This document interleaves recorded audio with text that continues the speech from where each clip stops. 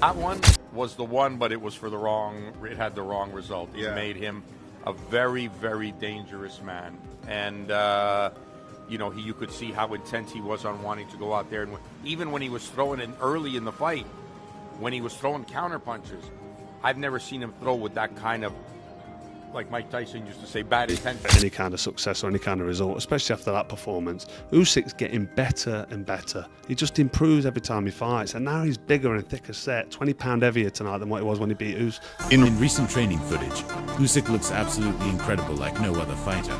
His training methods are so unique and unusual that they sharpen his vision to an extraordinary level. It's as if he can see every punch coming before it even lands. His movements are controlled, focused, and almost unreal.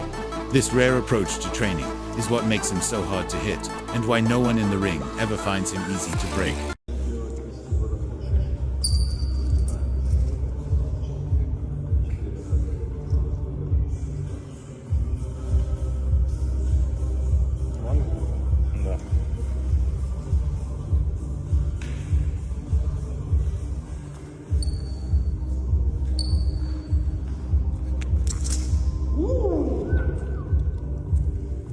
Many doubted his durability and questioned whether he could maintain dominance against younger and stronger heavyweights. Oleksandr Usyk entered the rematch with Daniel Dubois under heavy scrutiny. But instead of showing hesitation, Usyk delivered a masterclass that silenced his critics. His timing, footwork, and composure were unmatched throughout the fight. Russ Anver pointed out that Usyk came into this bout with something to prove, and the Ukrainian did exactly that. He controlled the pace, dismantled Dubois with precision, and showed the world that his skills remain elite. The performance wasn't just a win, it was a statement that Usyk remains at the top of the heavyweight division. I was surprised. Yeah. I was surprised because I had never seen him so intent on wanting to knock somebody out.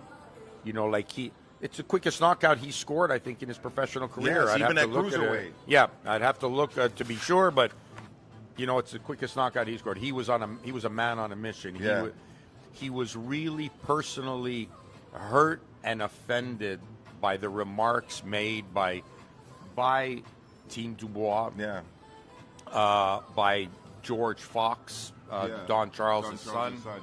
By Don himself, questioned. I think the straw that broke the camel's back was questioning Usyk's faith. Yes. Now you could question a lot. You can question his skill, question boxing, or whatever you want. Questioning his faith, bro. Yeah. That was something that really hit a chord, and you don't often. Tyson Fury couldn't get to he tried Usyk every head mentally, game in the right. book. But that one was the one, but it was for the wrong. It had the wrong result. It Yeah. made him a very, very dangerous man, and you could see how intent he was on wanting to go out there. And even when he was throwing it early in the fight, when he was throwing counter punches, I've never seen him throw with that kind of, like Mike Tyson used to say, bad intentions. Yeah, bad intentions, yeah. He was throwing with bad intentions, yeah. Usyk's greatness goes beyond boxing. At the peak of his career, he made the bold decision to serve his country when war broke out in Ukraine. While others might have retreated to safety, Usyk took on the responsibility of standing for his homeland. This sacrifice earned him immense respect back home and showed that he carries not only the pride of a champion, but also the courage of a patriot. His journey from being overlooked by some British fighters and fans to now being recognized globally as a once-in-a-generation fighter speaks volumes. He didn't demand respect, he earned it with his fists and his heart.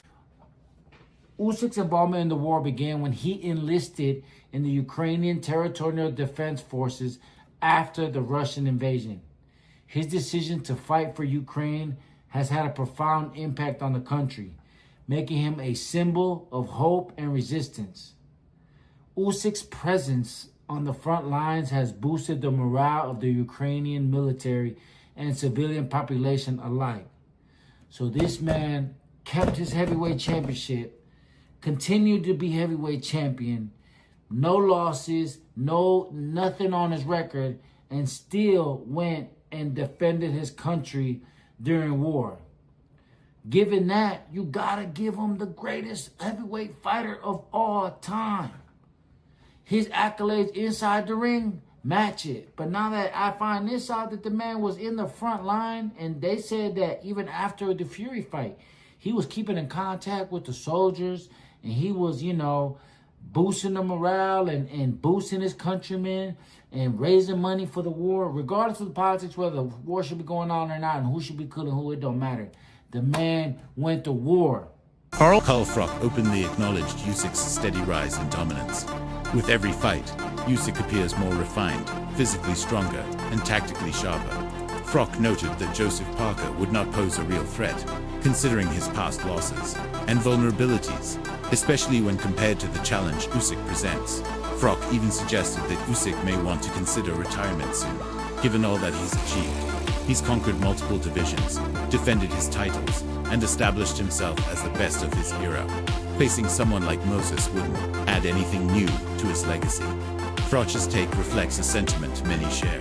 Usyk has nothing left to prove. Heavier tonight than what it was when he beat Fury, which I said earlier. He just looks like a big, solid heavyweight, big, solid, dangerous heavyweight. But I'd like to see him retire. He's 38 years old. Eventually, it's going to catch up with him, the age, and there's nothing left to do. He's made an absolute fortune, and he don't need it anymore. He's done it. He's clocked it. He's completed it. It's like he's got the cheat code, and it's like it's not fair on everybody else. So I'd like to see Usyk retire. Let me know in the comments who you'd like to see him fight next. Somebody like Moses Atoma, I just don't think is going to be ready. I think if you're managing Moses, you need to take your time with him. You can't be chucking him in there. People say, yeah, chuck him in there with him, fight him, see how he goes. If he gets beat, he's lost to Usyk. But it could destroy his soul. It could take away that young, promising prospect that Atoma is. He could have a good future, and to fight somebody like Usyk now, if he got wiped out and got disheartened, it could be the end of his career. So I just think Usyk now, really, nobody can say anything to Usyk if he retires now after that win. He's done everything there is to do. Fury twice, AJ twice, now Dubois twice. There's nobody else left to beat. He's done it. Usyk should just hang the gloves up. He's been a fantastic addition to the heavyweight division since coming up from cruiserweight. He's been absolutely brilliant, and what he did tonight against Dubois was nothing short of just, he made it look easy. And I don't want to disrespect Daniel Dubois, but he just made it look easy, and he does make rounds look easy, doesn't he? Whoever is in with, whether he's in with Tyson Fury, whether he's in with AJ, he makes it look easy. Joseph Parker's name continues to circulate as a potential next opponent for Usyk, but few believe it would be a true test. Most view it as a mismatch based on styles and experience. Oladipo offered an alternative idea, bringing back Derek Chisora for a second bout. His reasoning had less to do with competition and more with showmanship. Chisora is known for making every fight feel like an event, regardless of the outcome. His rough style, raw energy, and promotional antics could generate buzz. However, from a competitive standpoint, neither Parker nor Chisora seems equipped to truly trouble Usyk in his current form. Then, well, here it is. Here's your world title shot. You're going to fight for a world title, right? But if you're Joseph Parker, and I spoke to Andy Lee, it isn't just a case of fighting for a world title. You want to fight the number one for the world title, and that guy is Oleksandr Usyk. So, yeah, there must be loads of conversations going on right now. Loads of conversations. I did say this the other day, and I don't know, sometimes I'm like, you know, when I was in the ring and I was interviewing Oleksandr Usyk, I was desperate because of my love for Joseph Parker. I was desperate for Joseph Parker to get, I know he got in the ring after, but I'm talking about on the zone. So whilst everyone is still in the stadium and everyone's still tuned in, I was desperate for him to kind of just jump in the ring. I was desperate for him to do it. Chisora was trying to do. So Chisora knows how to play the game. And as much as people are like, what's Chisora doing? Chisora won't get the fight, but that's kind of what you got to do. And I know people are like, well, 1 second, it's not like that. It's rankings. Well, no, it's not though, is it? Because again, Oleksandr Usyk can vacate the belt. He can say no. You have to kind of do what Daniel Dubois did last time. Daniel Dubois, rightly or wrongly, got in the ring, pissed Usyk off. Usyk's like, okay, we'll if fuck it. If this is what you're doing, dude, we'll fight. And I felt like there was a time where I wanted Joseph Parker to almost nudge me. And I'm telling you now, you know, we're kind of told not to give the mic. I don't know if you see, I always hold onto the mic. I would have given Joseph Parker the mic. And I would like Joseph Parker because there's a mean side to Joseph Parker. I think everyone sees the friendly side. I've seen the mean side. And I wanted Joseph Parker to say, I want my shot. You've been ducking me. all these things might not be true, but do it. Sell it. The crowd would have gone a bit wild, right? Because I think a lot of the crowd want Joseph Parker to get his shot, but that's not what happened. And all of a sudden, you're seeing Jake Paul in the ring doing a face-off. You're seeing all these, and I'm like, where's Joseph Parker? Where are you, Joseph? It's not surprising that some have begun drawing comparisons between Usyk and Muhammad Ali.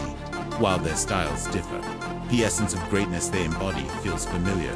Both possess a level of ring intelligence that transcends natural talent. They outwit opponents not just with punches, but through rhythm, misdirection, and strategy.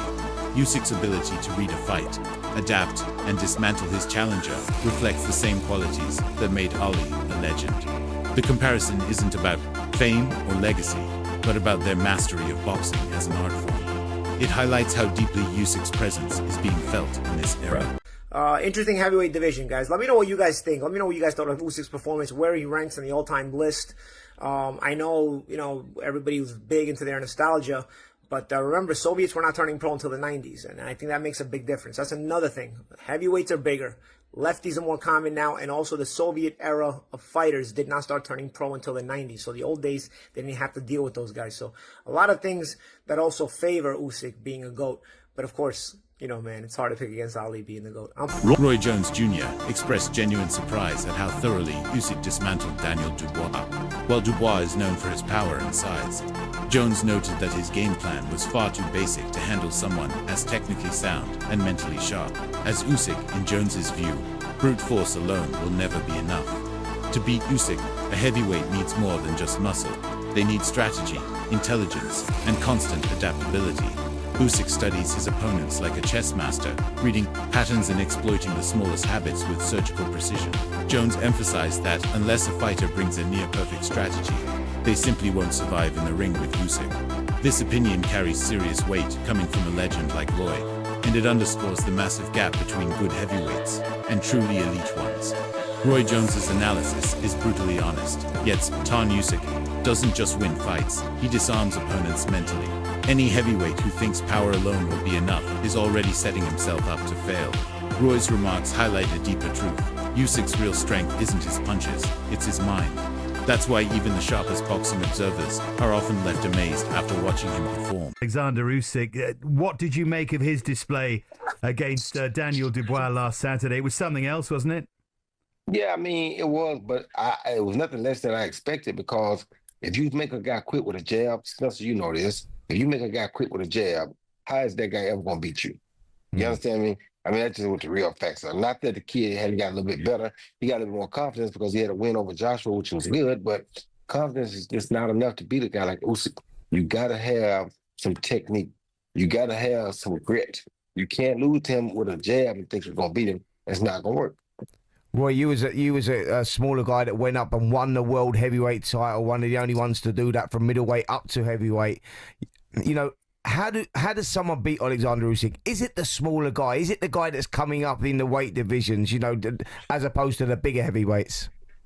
No, the bigger guys could beat him. You just got to have the right fight plan. None of these guys fighting with the right fight plan. And I'm not going to tell them the right fight plan because that's not my job to do. But you got to have the right fight plan to fight Usyk. If you don't have the right fight plan, he's going to destroy you. What truly separates Usyk from many champions is his mindset. Even after becoming a unified champion, he remains grounded. He never approaches a fight thinking it will be an easy win. His preparations are intense and focused because he respects every opponent. That humility keeps him sharp. While others may grow overconfident after success, Usyk treats every challenger as a threat. This discipline and mental strength allow him to maintain consistency. It's not that he lacks pride, it's that his pride lies in the work, not the result. That work ethic is why his performance stays elite, regardless of who he faces. What are the dangers that Daniel Dubois brings to you this time? Daniel, young guy, Daniel dangerous every time because this guy have good punch and good boxing skill, but I must be careful because it's boxing, but I prepare for this fight. Will you stop him this time, do you think, or will it go 12 rounds? Listen, I prepare every time on 12th round because we with my coach, with my team, we prepare 12th round, but if I have chance, I do it. Do you believe you will stop him? Yes, of course. Usyk's transformation from cruiserweight king to heavyweight ruler was more than just physical. It was a mental and strategic evolution. He didn't simply move up in size. He mastered a new weight class by adjusting his style without losing his essence. Beating Anthony Joshua twice proved that Usyk can compete with and outwit the biggest names in boxing. But what makes him even more admirable is his character outside the ring. Pausing his career to defend Ukraine during a time of war speaks volumes about his integrity. It's rare to see a champion excel in sport while also standing firm in duty and values. But he must go away and make the adjustments, do some learning. But that can only happen if he can let go of his dad. And I mean, when it comes to the boxing, the fact of the matter is, if his dad was good enough for the job, he would already be in his corner. Oleksandr Usyk, 3-time undisputed champion of the world, there's no doubt in my mind, he takes the #1 spot for pound. And not forgetting, at 2 different weights. And it's not just that, it's the fashion in which he does it. It's clinical. He cleaned up in the amateurs than the pros.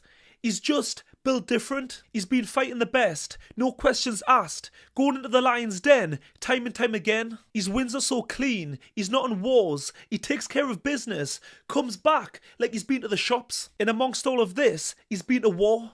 The way he carries himself is impeccable. I couldn't think of a better man, a person, to represent the sport of boxing. He's beaten the best at heavyweight, not once, but twice.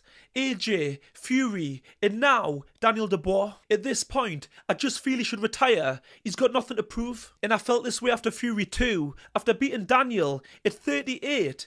What's left? Let me know what you think. Please let me know in the comment section. I love to read them. And don't forget to like and subscribe. Paulie Malignaggi's praise for Usyk centered on the cerebral nature of his boxing. Unlike many modern fighters who rely on power or flashy moves, Usyk fights with a blend of intelligence and timing.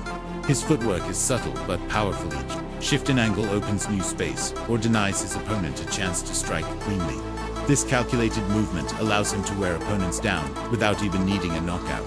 He uses rhythm to create confusion and spatial control to dictate every moment of the fight. Malignaggi sees this as the future of boxing where precision and discipline outweigh brute strength, and Usyk is leading that future. Rematch stops him early. Was it 4 or 5? I don't even. I'm so caught up in the moment. I don't even know which round it was. It was 4 or 5. But man, it was in the first half of the fight. What a performance by Oleksandr Usyk. And a lot to discuss here, guys. A lot to break down here. First off, Dubois much more successful in the first fight than the second fight.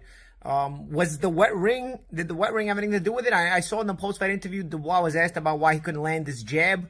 What do you guys think? Was obviously Usyk's gonna make some adjustments. I think the adjustments are gonna be made in rematches. But did the wet ring? Because I thought the wet ring had a big part to do with why Usyk had some trouble in that first fight.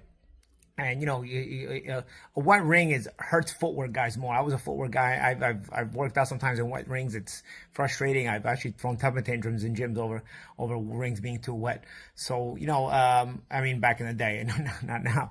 But what I'm saying is, to fight in a wet ring, that had to have some effect on Usyk and his footwork, because he's a footwork guy. And tonight you just saw his footwork was stupendous, magnificent. Dubois tried to come out pressuring. But what he tries to do, he tries to create that panic in you because he's a puncher. So he tries to create that panic to where you start moving too much. And especially at an older Usyk, maybe he'll get tired out by moving too much. But Usyk keeps his steps, his moves so short, so tight. And because they're short and tight, they're not burning a lot of energy, number one. And number two, he's able to throw punches off those moves because they're in so tight that he doesn't really lose the punching distance and punching range, on top of always being well balanced when he makes that sidestep. He likes to make that sidestep a lot to the right-hander's weak side. And, he was doing that very, very well tonight. A lot of times he'll make that sidestep without punching. A lot of times he'll sidestep as he's throwing the left hand. Then he varies the left hand with a straight shot around the side. I think that's a really sneaky shot against opposing stances. I used to like to use it against southpaws as well. That wide right hand against southpaws. Obviously, the southpaw will like to use it against right-handers. Sometimes that wide left hand. Sometimes people say, "Oh, throw straight right hand against a southpaw." For a southpaw, throw straight left hand against a right-hander. But if you mix them and sometimes throw it wide, obviously calculating your distances correctly, it can have a lot of effect, and also it can prevent the opponent from getting not just a timing, but also a anticipation for your backhand punches, because sometimes they're coming straight and sometimes they're coming in from around the side. And I think Usyk really masters that very well. That was a punch actually Pacquiao knocked out Hatton with, which is a wide left hand. That's it for today's video.